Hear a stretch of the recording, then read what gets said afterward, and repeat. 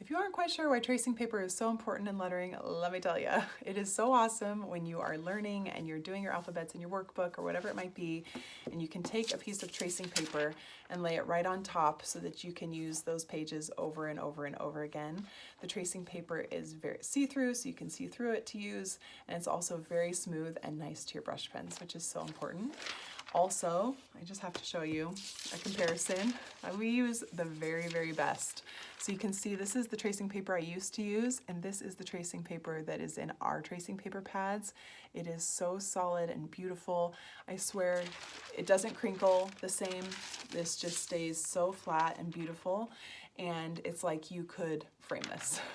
I also use tracing paper a lot, like after I've sketched out a design, I lay tracing paper on top and use my pen to trace my design. So then I can just scan this into the computer, or I swear you could almost, like I said, just frame this. It's so beautiful.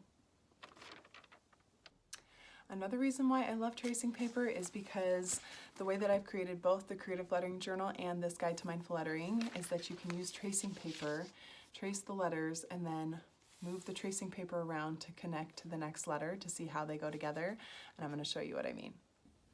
All right, so the first thing that you do is grab a piece of tracing paper out of this pad, lay it on top, and I've created both the Creative Lettering Journal and the Guide to Mindful Lettering to do this.